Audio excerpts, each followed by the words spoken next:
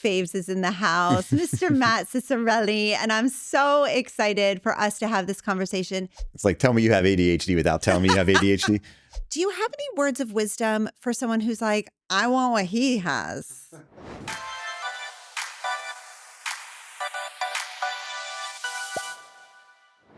Hey, what's up? This is Kristen Carder, and you've tuned into the I Have ADHD podcast. I am medicated, caffeinated, regulated, although very excited and ready to roll. I am excited because one of my faves is in the house, Mr. Matt Ciciarelli, and I'm so excited for us to have this conversation.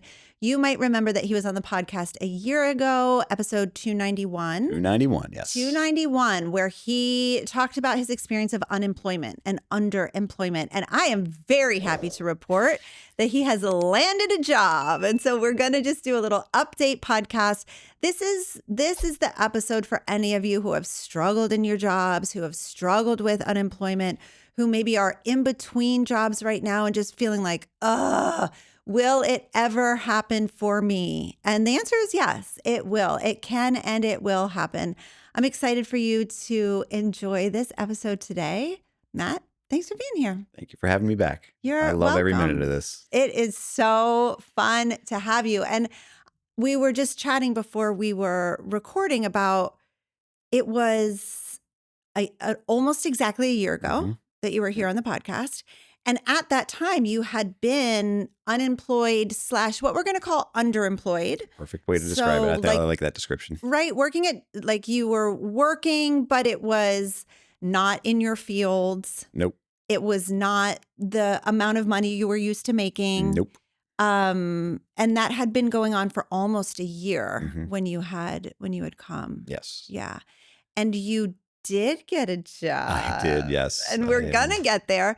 First, can you, for anyone who didn't hear that first podcast or maybe just doesn't remember, walk us through the unemployment journey. So what was that like for you? Sure. So right before Thanksgiving of 2023, I was told that my position was being eliminated. I was the director of marketing at a small private capital firm right here outside of Philadelphia. And they said, as of December 1st, your job is eliminated. We'll pay you through the end of December. Gosh. But after that, all the stuff. And I was like, ugh, okay. And it stunk because I loved what I was doing. I mean, it was like the first time in 20 years where I woke up and I'm like, oh, I'm excited to go to work. The work environment itself wasn't perfect. Yeah. There was, the my boss that I had reported to was an older guy, and he was old school, and he wanted people in the office, and he was not very flexible. Like I said, well, my son is a soccer game. And he's like, well, how are you going to make up, if you want to go, how are you going to make up that time? Gosh. There's no trust, not as much trust there, and it's his company. He spent his money to build it from nothing all the way up to $5 billion company, whatever it was. And, he had that right. I just wish he would have trusted a little more and would have learned about me a little more. So I was upset I didn't have a job. Upset I didn't have a job that I loved, but I was not upset to have to deal with that kind of stuff. So we get through December, no one's hiring in December. So January of 2024 hits, and I'm like looking for jobs. I'm networking with people. I'm talking to people, and nothing's happening. And my wife is like, let's just get anything. Let's just get a job, anything. Pay the bills. We still have 3 kids. We still have a mortgage. Yeah. We need health benefits, all that kind of stuff. So I was like, yeah, okay. And I heard what she was saying, but it wasn't, to me, it was like, why am I going to do that when something's going to pop up for me pretty soon? So I worked part-time at a grocery store, still applying for jobs. And the summer of 24, it was probably in the beginning of July, I had just nothing was happening. And my sister-in-law told me about her friend of her father's who runs a cemetery. And he said they were hiring. And I was like, all right. It was more money than the grocery store. And it was full-time. And after a couple months, it was health benefits. And so I started working there. And I wish the listening audience could see the very preppy man sitting in front of me and just picture you like digging graves in a cemetery, because that I'm like, I still don't have a picture. It was an interesting time for that, because I'm talking like collared shirt, little sweater with the, what is that, Izod, the alligator suit. Like we're talking preppy. I did go through a couple outfits last night. I went to Julie. I went to my wife. I was like, what about this one? She goes, okay. What about this one? Okay. She's like, whatever you want. No, you look great, but I'm just saying it doesn't. And this is not one of the ones that I picked out before last night. So. And this is not something that you would wear to the cemetery. Oh, goodness, no. It was steel-toed boots, right, jeans. That's what I'm saying. And, we worked outside every day, rain or snow or whatever. It was real work. It was a lot. And I would come home tired every day. God bless the workers that are doing the real work. The guys that work there, I get it. It's probably not what they wanted to do, set out to do with their lives. Dream of. Right. But they do the work. Yeah. They take do it seriously. Yes, they do. Good. And they're really, really, really good people. And I am so thankful that they brought me on at a time when I really, really needed it. That I needed it and my family needed it. And when I left, I wrote a little note to the boss. I was like, I can't thank you enough for all you've done. And I wouldn't, I don't know where I'd be without it at this point. That's amazing. Yeah. So we went from grocery store. Yeah. Yep. To grave digging. Yes. Yes. And then where did we land, Matthew? We landed at a very small marketing agency based down the road here in Delaware County, Media, Pennsylvania. Run by a very talented woman who has married with 2 little boys, a 4-year-old and a 1-year-old. And she started the company about 5-6 years ago because she did not want to be, she did not want to be held back by working at a big agency. Yep. She was very successful at, agencies in the city. But she just didn't get it. She didn't get what she wanted out of it. Yeah. And so she said, you know what, she decided I'm going to do this for myself. Yep. And she's great. Her dad has ADHD. Her brother has ADHD. No way. During all this whole process of looking for a job, I would go into an interview. I'm like, oh, do I say I have ADHD? Do I do it? And I would kind of feel it out. Sure. Sometimes I would just say no, because my boss, my previous job, like I said, old school guy. Yeah. When I first started there, we were just talking and everything. He was telling me about guys that have worked there. And then he was talking about one guy and he said, oh, I think he was weird. He was on medication, I think. And I was like, all right, so I'm not telling this guy that I'm not, so it was like taboo for him. Right. And I'm like, all right, this is. You're not safe to say correct. It. Yeah. So, but other interviews I went on and I would go in saying, all right, if I'm comfortable, the conversation is going the right way, I would tell them about it. Mm-hmm. And this woman, the first time I met her, it was, I would say within 10 minutes, I mentioned that I had it. And she goes, oh, okay, cool. Oh my gosh, I love. And she's been great. There's 4 of us. We have a great group of clients. We have a great group of freelancers that we work with that, she trusts me. Yes. And that is something I've never had before. And okay, let's talk about that, because one of the things that I think is important to talk about is the stark contrast between the way you felt at your previous job. Mm-hmm. And I remember you expressing, I think this was on a coaching call. I hope you don't mind if That's fine. Say it. Okay. Yeah. You saying like you felt like you were always getting in trouble. Yes. At that job. Like the hammer was going to come down at some point. Mm-hmm. Like there was always somebody lurking, trying to like figure out what you were doing. Yeah. Something like that. Yeah. So at my old jobs, I had been laid off a couple times and I had this paranoia that everybody was out to get me. Like if I don't do it absolutely perfectly. Yeah. That's it. Warm up the bus. Yeah. Get out of here. And I would go to the point where if my boss was in a closed door meeting in his or her office, I would like, oh, here we go. They're talking about me. They're talking about me. Yes. It's right or wrong. They probably were. Oh, I guarantee you they weren't. I mean, 9 times out of 10, they probably weren't, but it's just the way my brain works. And I would be walking on eggshells about everything. What a great way to put it. Okay. So it sounds like there's a big difference with this new job that you have. Yes, very much so. What makes the difference? It makes the difference is that one, she gets it. My boss, first of all, I'm the oldest person in there by 18 years, which is that makes me laugh. It's an interesting dynamic, that's for sure. They call me vintage. Yeah, she was born a year before. I was a junior in high school the year she was born. It was. Oh my gosh! And she told me that I almost fell over. Right. But I forgot where I was going with this. No, she gets it. Difference? Yeah. So she gets it, and it's like I told her my son plays soccer, and he's a senior in high school, plays soccer. I said, hey, my son has a soccer game. I said, I'm gonna skip out early as I was working from home that day. I'm gonna skip out early. I'll come back and I'll do this. And she goes, okay. Yes. Fine. I'm like, as opposed to somebody else, one of my other bosses was like, okay, so how are you going to make up that time? Can I get a hold of you? Are you going to have your phone on you? Right. If I send you an email, will you be able to get it? And I'm like, yeah, I guess. But this Shelly is like, chill. Yeah. Oh, that's so awesome. Yeah.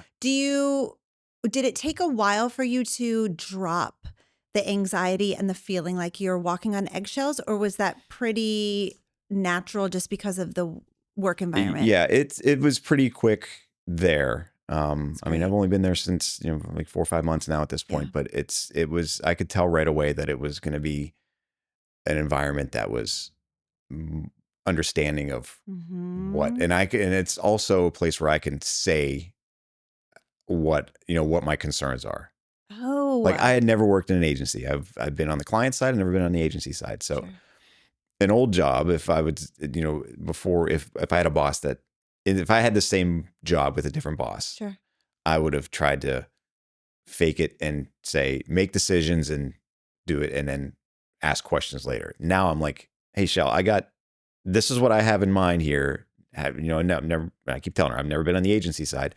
This is all new for me. This is what I'm thinking. Where do we need to tweak? Yeah. And she's like, oh, this is good. This is good. Let's do this. Let's not do that or whatever. Is it just her energy that allows you to be more open? Like, what is that? Because that's a huge difference. It is. And you faked it so much at a job once. You didn't even know what your company did. Yes. Like when you talk about faking, you're not joking. Fake it till you make it. You have faked it. Did you share that on the podcast, or did you tell me that personally? You did it on one of your. You would ask the focus folks to give. You talked about masking. Yes. And you asked for a definition of what masking was, and I said, it's fake it till you make it. And I think you responded to me asking, what do you mean? And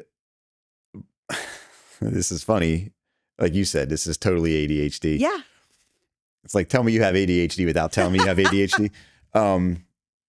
I started this job and I interviewed. It was great. I needed the job. I'm like, whatever they asked me, I was like, yeah, I could do that.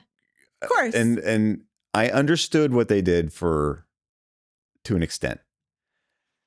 Like a week or two into the job, I asked somebody and they told me something like, okay, I got it. A week later, somebody else mentioned it, and it was like and they may have said the same thing, but in my brain it was like, wait a minute, that doesn't jive with anything that I heard before. We do what? Yeah. And then it was always like that all the time. And like months go by and I'm like, oh my God, I can't ask these people now. What do we do? I've been here 4 months. What are they going to think? Incredible. I mean, I crack up every time that I hear that, because like when you say that you faked it before, you mean it. Oh yeah. Like we're not just talking about a little like smile and nod. Yeah. Like I would go into meetings and you say, were marketing for them. Yes. I'm trying to write content and create stuff that promote what we do. And gosh, you're like, wait, what did we do? And it was I don't want to say it was a struggle, but it was stressful, because I'm like, are they going to find out today? Is this the day they're going to find out? They're like, Matthew, what? Yeah. What's your definition of our mission and vision? You're I was like, oh. Okay, so you faked it like crazy. Yeah. Did it take you a while to like not walk on eggshells in this environment, or was it pretty much immediate? It was easier this time because my current job, because one, the boss gets it. 2, Yep. she was much easier to talk to about these kind of things. Like if I had a question, I felt much, much more comfortable about asking it and not being judged or Yes, not. it's that piece, isn't it? The Right. judgment piece. And it's not like, I didn't like other places. If I asked that question, even if it was a legitimate question, it was like, why are you asking me this question? You're the director of marketing. You should know this stuff. Yeah. Oh, I hate that. But then in my mind, every other job I had is like, all right, the CFO knows everything about the finances. You ask him a question, boom, he has that answer at the tip of Right. his tongue. You ask the chief investment officer anything, he knows it. So I should be the same. I should be the same. And if I say, oh, let me get back to you, that's a sign of weakness. And like, what am I paying you for? Right. Why are you here? I mean, do you? Ooh. Yeah, that was very stressful. And I don't I'm need to. getting a cortisol Yeah. like spike just talking about this. I don't need to do that now because Mm. 1, I'm comfortable. 2, she gets it. And 3, it's just a much more relaxed. Like her dog is Irving. Is a great little is a yellow lab. It was a seeing as she says, a seeing eye dog school dropout, and is the sweetest dog. I give him a treat every time he walks in, and it's like he's just right there, and. Oh my gosh, Yeah. it sounds It's like just the perfect environment. It is. It has exceeded every expectation I've had. So happy for Yeah. you. I'm Thank you. so happy for you. Yeah. Do you have any words of wisdom for someone who's like, I want what he has? I honestly, no, I don't. But I Yeah. would say, just keep. I don't Like, want it's to out say. there. Yeah, it's out. I don't want to say keep trying, because Right. that's a little cliche. But I don't want to, and I also don't want to say everything happens for a reason. But Yeah. I was lucky that. See, the Mhm. way I found this job, it's kind of a funny story, is that I was driving to a basketball game to watch a buddy of mine, and I was going down the main road of the town where I used to work. And I've gone down that road 1,000 times, and I saw this sign for this consulting firm. I'm like, oh, I've never seen that before. Oh. So I went home, I Googled it, and I saw they had a job opening. So I applied. And the woman who runs that place said, she got back to me like the next day, which when you're applying for jobs is like, oh my God, this is awesome. Yeah. That was a dopamine hit right there. She says, hey, I love your background. We don't need something like this, but I know somebody who does. Here she is. I've Amazing. copied her on this email. I think you two should connect. And that was Shelly, your boss. That was Shelly. And that was Nice. 2 days later. I'm sitting in her barn, which is in her backyard where our office is. And it was just like that. It was great. So cool. So I think maybe the words of wisdom are just, it is possible. It is, It is yeah. possible to find an environment like that. Right. It does take It does. a lot of work, and a lot some of stars need to creativity. align. You need some luck. Like if I Yeah. didn't drive down that road and see that sign and apply for that job That's so true. and Google them and apply for that job, I don't know what would happen. Yeah, that makes a lot of sense. Yeah. Woo. What did you learn about yourself during this like 1.5, 2-year process? Professionally, I learned that I learned that you need to be able to ask questions and admit that you don't know something. Oh. It doesn't have to be perfect. You know us, black and white. There's no dimmer switch. Yeah. But it's okay to have a dimmer switch. It's okay to say, hey, let me get back to you. Or it's okay to say, hey, I don't know what I'm doing here. Can you help me out? Can you Yes. guide me through this? I want to learn how to do this. So, can I watch you this time? Mhm. I learned it's easier now for me to do that kind of stuff. Hmm. So Why? Why is it easier? Is it you've done a lot of work on yourself, like self-development. Yes. So does that have to do That with does, it does. And I think the work that we've done is as far as, it's self-trust, self-confidence and everything, but Yeah. it's admitting that you're not perfect. It's getting out beyond that black and white of perfectionism. Accepting your humanity. Yes. And knowing that who you're talking to is going to accept that too, Mm. because old bosses would not have accepted that. Yeah. They would have come back with claws out and Yeah. looking to Yeah. send me out the door. At least We that's in my forgot to head. That's what it would mention, be. I forgot to mention in the intro that you're a Focus member. Yes. You've been in Focus for 2 years. A little over 2 years. -ish. Yes. 2 years-ish. That's a good way to put 2 it. years-ish, yeah. right? So you're an A-lister. Yeah, that's amazing. So That's like the velvet rope of it Focused. is. It is. Not just a VIP, you're an A-lister. And just being able to watch your growth through this whole process has been really, really fun because it's been a journey for you. It's been, and it's fun, not fun, but it's interesting to see other people's journeys too. Yes. You've been in long enough to be able to see that. And it's, and I've told you this before, is that I would not be where I am today. I wouldn't, you saved my marriage. You saved a lot of things. The tools that you've given me. I mean, believe me, my marriage is not perfect. There are lots of amends to be made because of the last year and a half, 2 years. And the math not mathing, as we've talked about before. But I think knowing that those tools are there, or my wife knowing that those tools are there, and just me using them, or knowing that I can use them, has, I don't want to say kept her around, but she feels hopeful because of that, because she knows what is at your disposal. Yeah, I think there are times when she doesn't feel hopeful. Believe me, there are times, but I love her to death. We love each other very, very much. We have 3 kids, 3 beautiful kids, and it's just, to me, there's no other option. Yes. I love that. I love that. Yeah.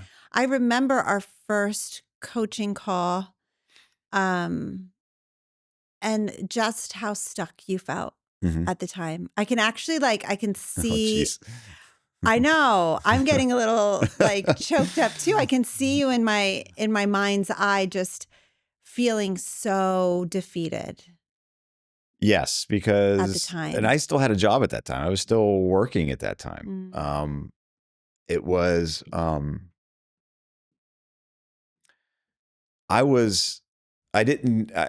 felt that I couldn't do anything right. Yes. Everything was wrong. It's like, if I loaded the dishwasher, why are you doing it that way? The bowls go on the bottom, not on the top. And I'm like, okay. But before I would be like, well, what are you getting mad at me for? Do you want to do it? Then fine, you do it. Now it's just like, oh, okay. That's a good idea. I've learned to see, and I'm still a lot of work to do in this, but the work that I have done has made a difference, is that seeing other perspectives. And doesn't mean that you're bad. There's something wrong with you. Right. If someone says no, do it this way. Right. And I need to get better at not being defensive. Because that's the biggest, wedge between my wife and me. And whenever things aren't great, it's because she says something and I'm like, okay, fine, I'm wrong. I'm wrong again. Here we go. Right. But the other perspective, like my son, just last week, they lost their soccer game. Then he had 2 shots that would have been goals. And he comes home and he's all bummed out. And I was like, all right, I'm sorry, bud. Good effort. It was still fun watching you play. I love going to watch you play and all that kind of stuff. And he's dropping F-bombs left and right. And I'm like, oh, come on, kid. And he's like, if Philly teenager. Yeah. And he's like, oh, it would have been different if I would have made those 2 shots. I'm like, or you could just say, hey man, the goalie got me on those ones. Yes. It's so good. So I can see that when I'm talking to him. I have trouble seeing it when it's myself. Yeah, of course. And sometimes when I realize it, I do see it. It's after the fact, and I'm like, oh crap, we've already yelled at each other. We've already done this. We've already done that, and now I gotta go tail between my legs and say I'm sorry. Yeah, and I don't know. It's it's so hard. Yeah, it's so hard when that emotional regulation is crazy, which I can't wait to talk about because I know we're going to go there. And feeling like you can't do anything right. That's a tough combo. And it's the, like I've said before, the black and the white, the yes or the no. There's no, I think you're either right or you're wrong. Right or you're wrong. But it's like, and doing things, and I think, I forget who was on your podcast that said this, but it's like a soundboard where there's dimmer switches. That was Marcy Caldwell. Oh, okay. So she was like, ADHD or all the way up or all the way down. And to me, sometimes it can't be in the middle. And that's where she's like, well, if you load the dishwasher this way, it gets this. And I'm like, all right, fine. Right. I've never loaded a dishwasher right in my life. So this is it. And so it's perspectives. And I have so much more to do. But you've gotten a lot better. I know. Let's give you credit. I know. I tell my therapist told me this. She goes, your GPS is headed in the right direction. Aww. You're driving 15. Your wife is driving 55. But they're all going in the right direction. Oh, I love that. And that was that encouraging? It was. And I'm like, can I just push the gas pedal a little Pedal more? to the metal. I get it that I'm making progress. Yeah. I want to make the faster progress. And I think she wants that too. But she does understand that, 2 years ago, Matt would not have done a different lot of Matt. Yes. Yeah. Yeah. Oh, it's so good. Just getting back to the work environment, you mentioned masking. Mm-hmm. Do you notice yourself masking in this new work environment? I notice it and then I stop it. Okay. So can you give us some examples? Yeah. So we were talking to a client and we were on a call and we were on a Zoom call and asking questions and I was thinking to myself, I'm going to ask, I need to find this answer, but I don't want to ask it. I don't want to ask it and I don't want to blurt it out because if I ask this and I'm wrong and it's something that's very, very, very basic that I should already know. That's the thing with you, right? Is like, if I should already know it, I shouldn't ask it. Yes. So we got through the call and I slacked my boss because we were both working at home. And I said, educate me here. What is this? Blah, blah, blah, blah, blah. Mm-hmm. And she comes back to me and says, let me know how I can support you, blah, blah, blah. And I was like, stop right there. I was like, I said, I'm not trying to get out of doing whatever you're asking me to do. I want to be educated so I know to do it next time. Yeah. And she said, oh, okay, that's great. And I even told her, I was like, 3 years ago, Matt would never have asked this. 3 years ago, Matt would have faked it, asked the question, and if you got upset at me, Matt, 2 years ago, Matt, 3 years ago, Matt would have been like, oh God, that's it. I'm back to walking on eggshells. Pack up my stuff now. Yeah. Or would have just, not asked the question, given, turned in work for the project that didn't make sense or would have been completely wrong. And you would have come back to me and say, you're like, yo, what the hell is this all about? Right. And so I said, I need to know, I want you to educate me here. And she wrote back, she goes, this answer is everything. And a little 100 emoji. And that was right there. I was like, oh my God, this is awesome. Huge trust building exercise. Absolutely. For you. Yes. Huge. Yes. But it took you being vulnerable first. Yes. And taking a risk, being vulnerable. And I think the fact that she's so chill. Yeah. Allows me to be vulnerable. Yes. Old bosses where it's, if you're going to be gone for your son's soccer game, why are you going to have your phone? You're going to check your email. Well, how are you going to make up those times? That's not an environment to let yourself be vulnerable. So weird. Yeah. That's so old school. I hate it. Yeah. I hate it. Everyone with ADHD knows what to do to improve their lives. You go to bed at a reasonable time and you wake up early, make a list, cross the things off the list in order, manage your time well.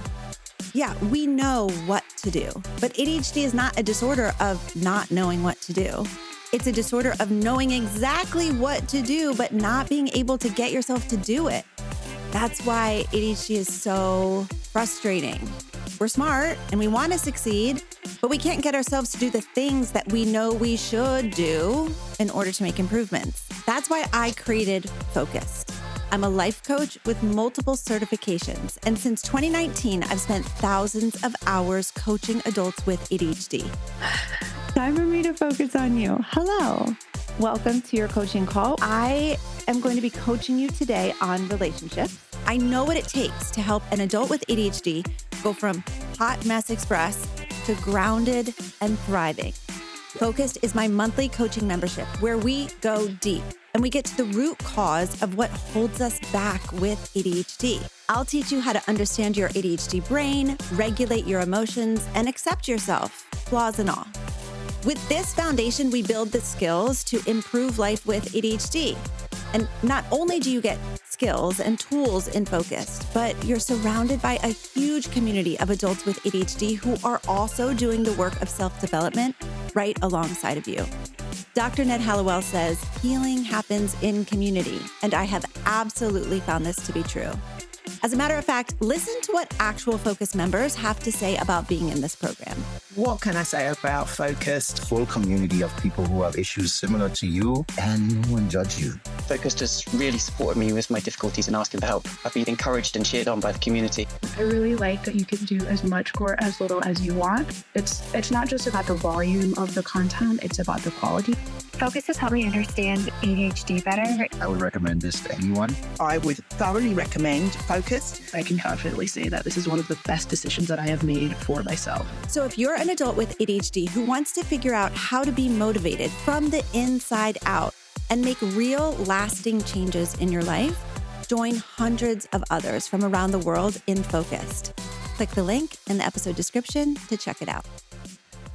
For someone who is still in a job where maybe they're feeling like they have to hide parts of themselves, what would you say to them? Ooh. How would you like offer some encouragement? Oh, I would say, oh man, this is a tough one. Yeah. I would say find a sounding board because Oh, honest to God, in that job where I was masking for like 10 years, I had one or two people that I could talk to and we could say, hey, let's go to lunch. And yeah. they would either kind of give it to me straight and like, here, this is what you need to know. Or I would just get things off my chest and they would be, and Huge. yeah, I mean, those kind of friendships are invaluable. Talk to the people at home, your wife, your husband, your partner, whatever. Yeah. Just get it off. Don't hold it in because that's what I was doing. I would drive home and I'd pull in my driveway. I'd sit in the car and I'd be like, whew. Yes. All right, fooled him again.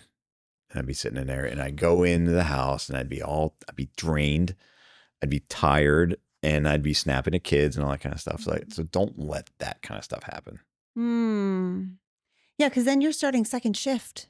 Yeah. As a dad. Yes. It's like first shift's done, time for second shift. And back at that time, this is 8 years ago at this point, the kids were 11. Gosh, so little. 11 and 11, 9 and 3 or 4 or whatever. And it was just, we're running them to baseball, we're running them to dance, we're running them to the theater or whatever the case may be. And it's just, there's no time to sit. Yes. Yeah. And feel your feelings. Well, yeah. Yeah. Oh, and there's no time to, and by the time I would sit down with my wife and I'm really like, hey, how was your day? She'd tell me about her day and it's like, I'm falling asleep. We're both falling asleep after that. And it's like, all right, I don't have time to talk about my day. So I'm just going to go to bed because I got to start it all again in the morning. So it's, it wasn't the healthiest thing, but we did what we had to do. Yeah. And I know there are thousands and thousands of other people out there that are doing the same thing. Yeah, just trying the grind of it all. Yeah. I love what you said. Like you're basically saying find connection points to like relieve that pressure valve. Yes. Yeah. And that's just, just to get it off your chest. I mean, it was like, am I really crazy here? Does this, is this nuts or am I, what's going on here? What am I missing? And it's just it's like an independent third party coming in and say, hey, this is so good. Look at it from this direction, or this is what you need to do. These are some good questions to ask. So, yeah. I'm just so happy for you that I think in the last podcast we did, episode 291, for anyone who wants to go back, you just kept saying, I'm looking for a job in the field. What did you say? Like a job I went to school for. A job I went to college for, yes. Yeah. And I didn't want to say a real job because I was doing a real job. I was, the cemetery job. You were doing a real job. I mean, the realist. I was falling in graves. I cut my finger off and they sewed it back on. I can still. That is not funny. I'm sorry for laughing. That's all right. I laugh at it now. It wasn't funny. Tell us how you did it. Did you drop a gravestone on it? I dropped a grave. Yeah. So headstones they are, two pieces. You got the base and then you got the upright part. And to put the upright part on, you have to put this stuff in there. And I was and someone was holding it up with a crowbar, pry bar, and I was poking my finger in there to get the stuff in. And someone thought that I said good and he took it out and It was so my dad's a geologist. My dad was a geology professor at Penn State for years. And so I told him about it. He goes, "How big was it?" I said, "Dad, I don't know." So That's not the point. I went back and I Dad. measured. It was 6 inches thick, like 22 inches wide and like 30 inches tall. And he's like, "Well, was it from, where was the granite from? Was it from China? Was it from Italy?" I'm like, "Dad, I don't know."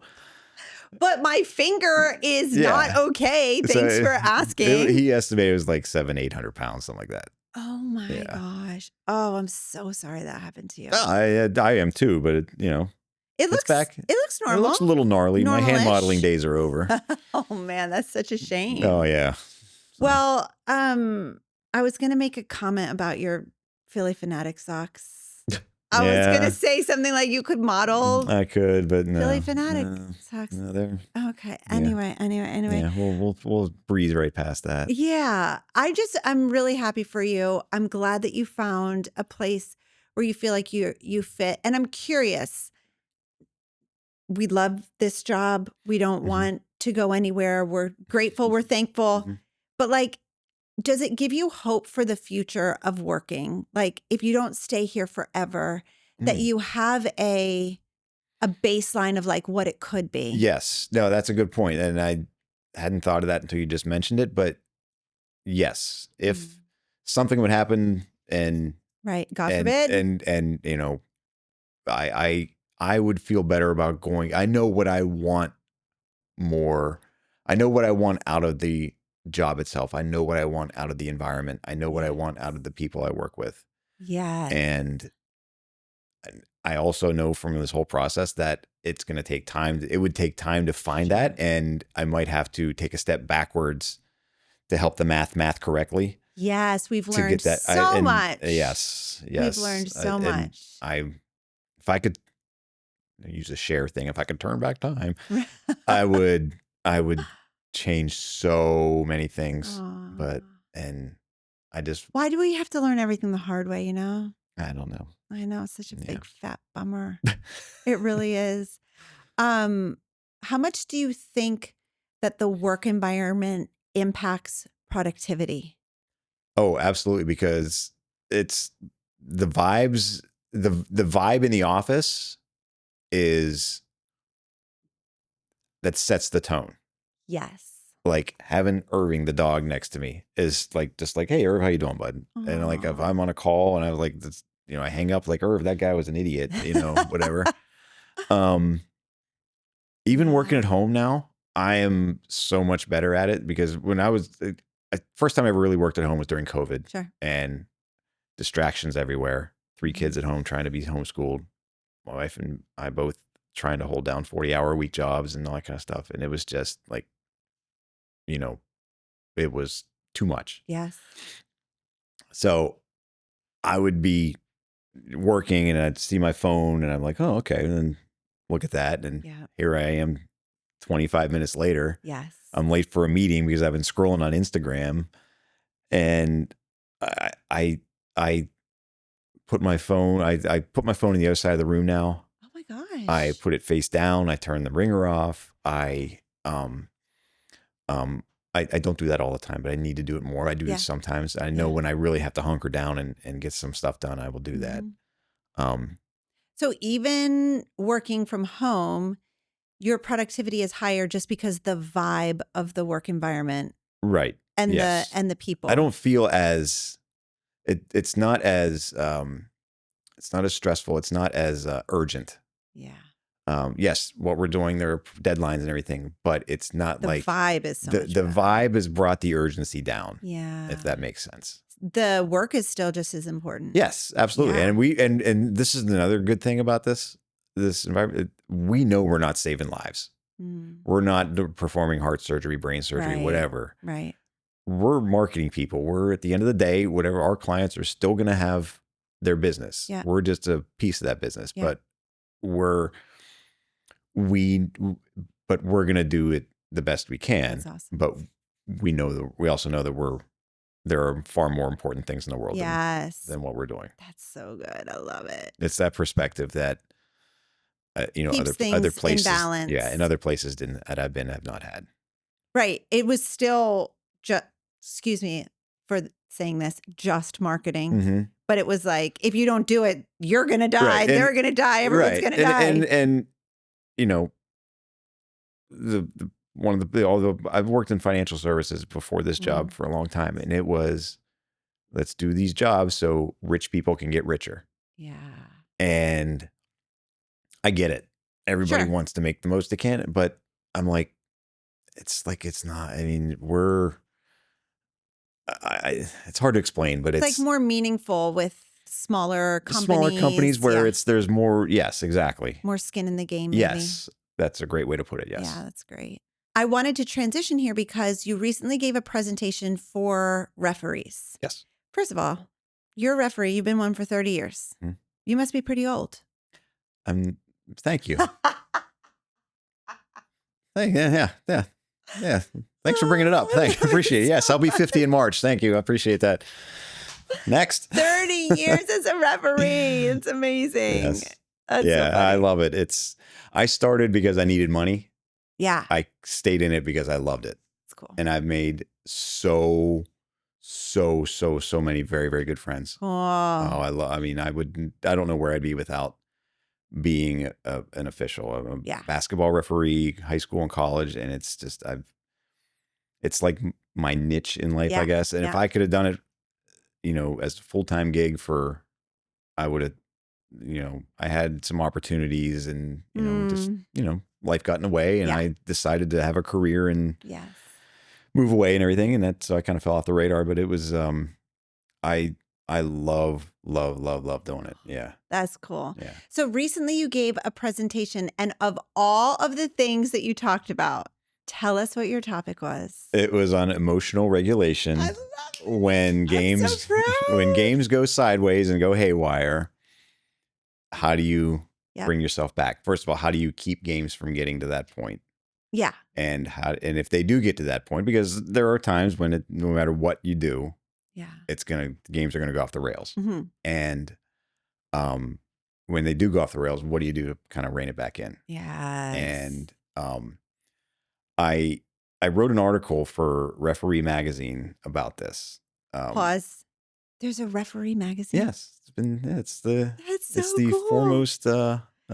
Is every cover though someone in like a striped white and black shirt? Every usually, or an umpire. Yeah, I yeah, love it. Yeah. It's so great. yeah. It's been around since 1976. That's Yeah. great. Okay, so you wrote an article. I'm a freelance writer for them. I've been doing that for 3 or 4 years. Oh my gosh. And so I wrote an article about how to rein games back in Yeah. when they go sideways. And Pennsylvania officials, PIAA, the Uh-huh. High School Sports Association in Pennsylvania, has a convention every year Mm. for all sports officials. And I was talking to the guy at the office who runs the convention. And I said, hey, I wrote this article and I've talked about it at a couple smaller meetings. I said, would you be interested? We can do it. Cool. And he's like, oh, it'd be great. I thought he was going to say just on basketball, because that's what the article was just about basketball. He says, let's put it on a general session. Can you put it on all sports? And I walk in there, there's like 500 people here. I'm like, oh my God.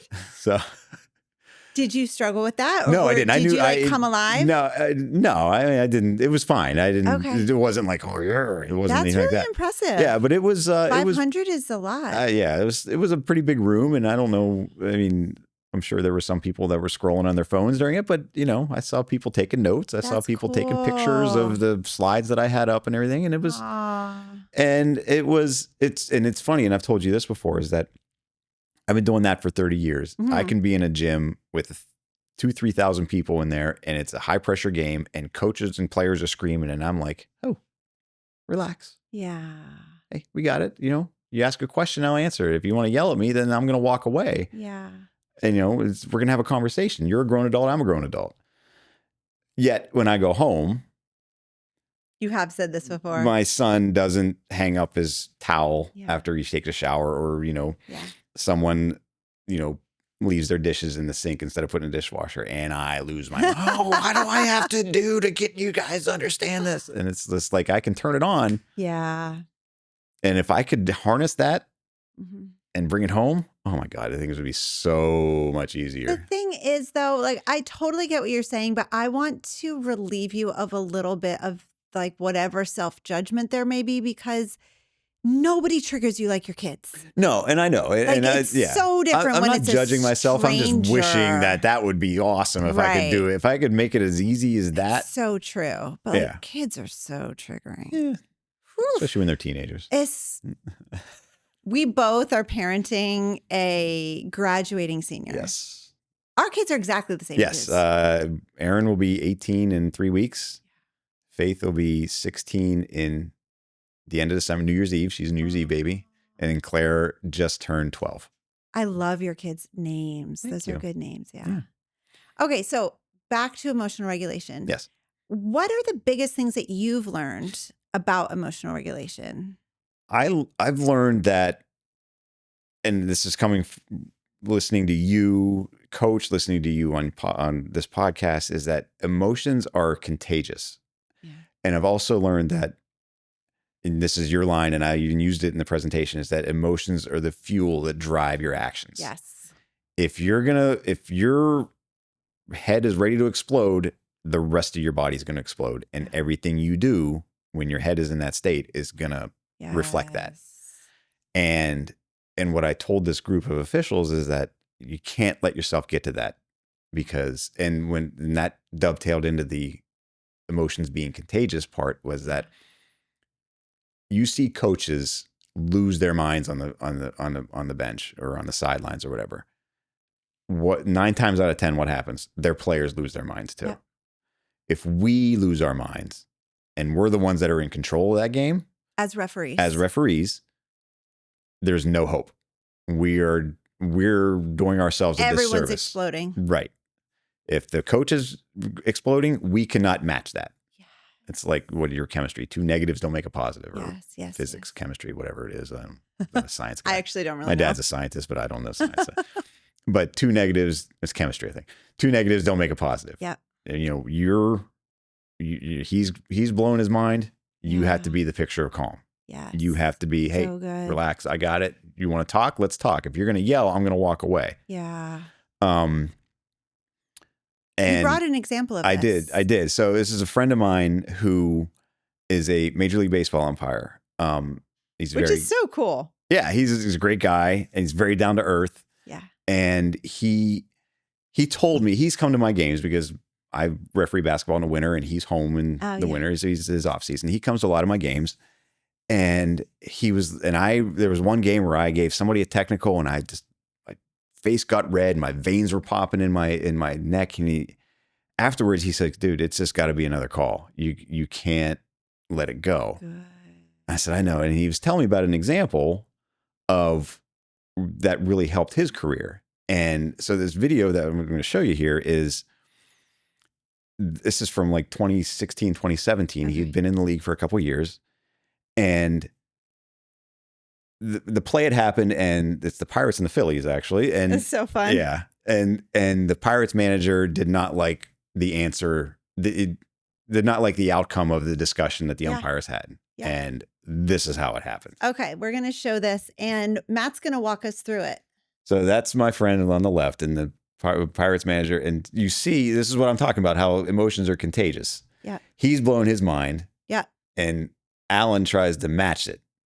And the coach is really. Yeah. Oh, yeah. Yeah. Don't read lips, by the way. Don't read lips. Yeah. But you can see what happens after he matches by trying to match his anger. Nothing's good is going to happen here. No. And what's interesting is that the umpire was not even upset until the coach got upset. Yeah. Until the manager got upset. And now they're just going back. And now somebody has to come in and step in and separate them. Yeah. And that's not productive. No. And then, so he told me about that. And I said, and he actually told me about this specific one. So I went and found it after he told me. Yeah. And I'm like, Al, you're right, man. This is good. And he said, then he told me about, like, the next year we were talking about it again. He goes, and he had ejected a guy from the Houston Astros, a guy named Jose Altuve, who's a second baseman. He's a real short little dude, but I don't like the guy, but he's a good player. Was a good player. He's on his downside of his career, and he showed me this example. So this is the opposite. This is what it's, when you don't match the emotion. Okay. So Strike 3, upset, you said getting his name's upset. Jose. Yes. Jose is unhappy. Jose is not happy. The ump is He's just talking to him. the picture of calm. Yes. And instead of, whoop, see ya. He's It's still just a throwing little simple, get out of here, as opposed to Yeah. throwing his arm out of the socket like he did in the other one. Yep. What's interesting there is that it's almost like his calm was contagious. Yes. So almost, now, because Jose is just walking away. Jose was trying to get upset, was trying to bait him to get upset. And when Yes. Al was like, nope, gone, Jose realized, all right, I'm out of here. That's what I'm trying to do is not going to work. I'm out. Yeah, that's so interesting. Oh, that's fascinating. Yeah. So I've learned so much just by being, I've been his friend for years. He and my wife actually graduated high school oh, together. that's cool. But I have just by being his friend and picking his brain Yeah. at the level at which he, as an umpire, Sure. it's made me such an absolute better official. So what does it take to transition from the first version that was like catching the emotion of, in that case, it was the coach. Mhm. And then the second version where he just was able to hold the calm. For you, like, what Yeah. do you think that? It's awareness of what could happen. Like right there in that first one, I guarantee you, he was just like, "You're coming at me for this? Get out of here!" What do you kind of? I'm like, there are times when I've done that, but now I'm like, okay, everybody, especially now when there's a camera in every gym and that everything is live streamed. Everyone's got their phones out. Everyone's got their phones out. If I'm gonna have to throw this coach out, he's gonna throw himself out. Yeah. So what I would do, it's like, if in that situation, if he's yelling at me, I would say, enough. I'll stop. I'll say, you can talk to me. You don't yell at me. We're both adults, kind of thing. And I would give him the stop sign so everybody in the gym sees you do that. and then I would walk away. And then I create create that distance. And then if he comes at me again, everybody in the gym knows that Yes. I try to diffuse and walk away, and he kept going. And if I have to throw him, that's why. Yeah. That everybody will know. Yeah. That, hey, I did my job. He's the one that acting like a fool. So how does this translate to home? The stop sign. That's a big sigh. I know. Oh God. Body language changed immediately. But like, how can we at least talk about it theoretically? Yes. Right? Oh, yeah. Theoretically, how can this skill set translate to home where we're like, oh yeah, we're going to create some distance. We're going to show a little boundary here with the stop sign. Yeah. So using the example of Aaron, not if his towel's on the floor. I mean, we love him, but yeah. Oh yeah. His towel's going to be on the floor. Yeah. He's a 18-year-old kid. Yeah. He's, I say, hey bud, put your towel up. Oh, he gets mad at himself or whatever. And I'm like, and I would be like, yo, dude, don't yell at me. Right. But I do my kids all the time. Yeah. Then it escalates and we go. Sure. Now you're going back and forth. Right. And now it's just like, and we do this a lot. I do this a lot with my daughter who's, she and I are so much alike that it's like all the time. Yeah. And I'm like, and I need to get better at it. My wife is very, very good at it. And she goes, if Faith is going crazy, getting upset, Julie would say, Faith, go take 10 minutes. We would calm it down, create that distance. Yeah. And I need to get better at it. And me, I'm like, you're going to talk, I'm going to talk louder. You're going to talk even louder, I'm going to talk even louder. And because we're so much alike, and that's why I love her so much, is that she's your mini me. Exactly. In many, many ways. Yes. So I need to be conscious of those tools, those tactics at home, because I wouldn't give a second thought about saying, hey, you're going to talk to me. You're not going to yell at me. Oh, I love that. Yeah. I love that to a child. Yeah. But you're like, you take the bait. I take the bait and it's like, yes. Okay. So next year, when you come back on the podcast, your work between now and then is, how do I not take that bait? Yep. Yep. And you can come back and tell us about all that. Oh, like, the Xanadu at our and house now. Now it is just a Zen garden Yeah, right. in our home. And my child yells at me and I say, excuse me, you're going to talk to me. You're not going to yell at me. Yeah. And I don't get upset. Mm-hmm. Yeah. Yeah. Like coaches will go crazy. And there's one guy, I remember, a short little Italian guy. He's a good coach, good guy. He's yelling at me. I was like, Lou, I am more than happy. I am more than happy to talk to you. Yeah. I was like, we can go out and have a bottle of wine or something like that, Yeah. but you're not going to yell at me right now. I love this. You took the time out, go talk to your team. I love this. And it's just, it's like second nature. It's not even second nature. It's like the first nature Yes. when I'm doing that Yeah. on a basketball floor. And it's like not even entering my brain when it's at home. I just feel like that's so relatable because I know that as ADHDers, we can be hotheads Mm-hmm. and we have such good intentions, but in the moment of that argument or whatever the case may be, it's like we don't even have access to those tools. Right. Like I know how to do it in this setting, in this setting, in this setting, Mm-hmm. but in this setting right here, for some reason, I lose my shit every single time. Yes. Yeah. And Work in progress. it is a work in progress. And there are times when I'm ashamed of it. I know I Mm. shouldn't be, but No, I mean, I understand. yeah, I understand. I've done it so many times and for so long that I'm like, what damage am I doing to my kids and to our relationship? Yeah. And Yeah. I don't want them to leave and go to college and not come back.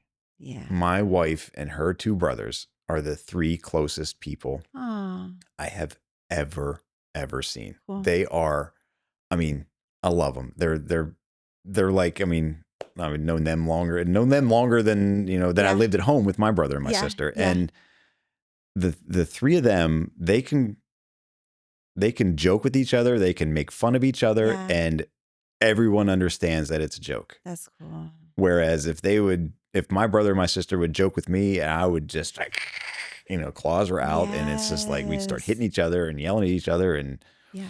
I want my kids to be like my wife and my brothers-in-law. That's And, awesome. and kudos to her parents, her Yeah. mom especially, for nurturing that in That's them, awesome. from when they were young.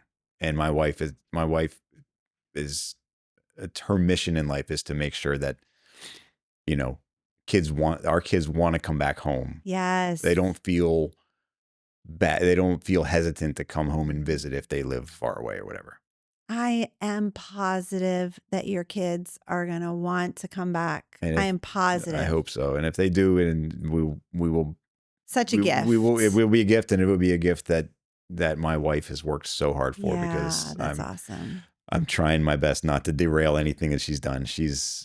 You are a good dad, Matt. You're a good Thank you. dad. Yes, you are. And all of the work that you have done is very evident. And I know you're not perfect. Yeah. And you know you're not perfect. Yeah. And your wife knows you're not perfect. But you're still a good dude. Thanks. You're making a lot of progress. Thanks. Yeah. I like that. Super Can fun. I get that on a postcard? Still a good dude. Stitch. Just a tattoo. What Maybe about like a bumper neck sticker? tattoo. Yeah, neck tattoo. Yes. There you go. That would be fire, as my Yes. kids would say. That Yeah. would be fire. Neck tattoo. Still a good dude. Yeah. I love that. like it. Well, I appreciate you. I I appreciate adore you. I'm so glad that you were able to come in today. Thank you. Just you never hesitate to share yourself Mhm. with other people Yeah. with the podcast. And with the that's something listeners. that Focused has done for me. I would never have done that without Really? I would never be comfortable doing that with any other group. Wow. Yeah. So That's really cool. thank you for creating that environment, because it is so So awesome. it's nurturing. It's very good. What I a great appreciate it. word. I appreciate that. Well, listener, if you need a nurturing environment, if you need somewhere to connect with other ADHDers and with Matt himself in the flesh, come join us in Focused. Go to IHaveADHD.com to learn more. And thank you for being here. My pleasure. I'll be here anytime. It's the This best. is a Quit your 30-minute job. drive. Be my co-host. That would be so fun. What's that? I said, quit your job. Be my Yeah. co-host. Hey. We'll just do this every day. Yeah. Okay. All right, guys, we're going to talk to you next week. Bye-bye.